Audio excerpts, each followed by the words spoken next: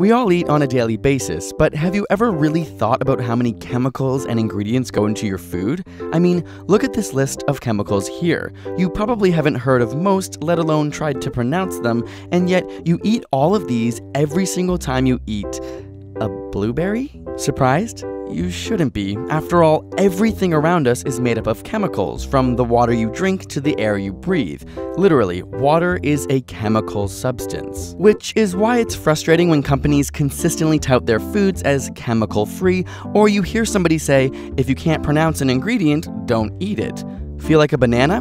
Hope you're ready for the chemical goodness that it brings. Seriously, we can break down any food to look like a confusing long list of foreign ingredients. Stick this list beside a heart candy, and which seems more chemical-free. But what about all the awful man-made chemicals, you ask? Surely they're much worse. In a lot of cases, yes, but not always. Consider this beautiful apple compared to sodium thiopental used in lethal injections. Would you guess that the seeds within apples have roughly the same toxicity level? The amygdalin in the seeds and the sodium thiopental both become toxic at around 1,000 milligrams per kilogram of your body weight. Of course, apples contain very little risk because there is so little in the seeds you'd have to consume a lot. And yet, if we compare citric acid in lemons to aspartame, an artificial sweetener, we find that neither are toxic at 1,000 milligrams per kilogram of body weight.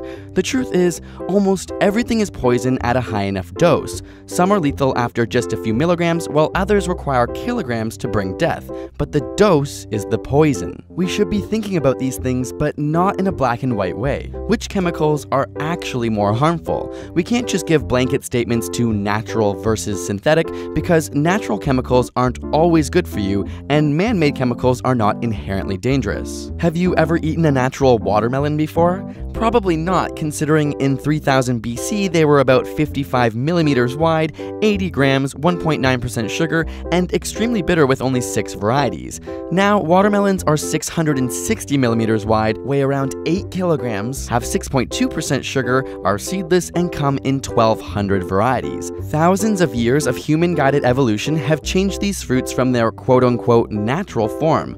The same can be said for sweet corn, which comes from the teosinte plant. In 9,000 years, they have become 1,000 times larger, 3.5 times sweeter, and much easier to peel and grow. Now, this isn't a defense of processed foods, and it's not to say that one side is better or worse than the other, but simply that foods are complex things, and a little perspective can go a long way. You simply can't lead a chemical-free life like some brands would like you to think. The word detox is strictly a marketing myth. Do your research, actually understand what you're eating, and your health will benefit. While we're on the topic of food myths and misconceptions, be sure to watch our videos on fresh versus frozen food and gluten, where we debunk some commonly held beliefs and try to knock some science into people. And subscribe for more weekly science videos.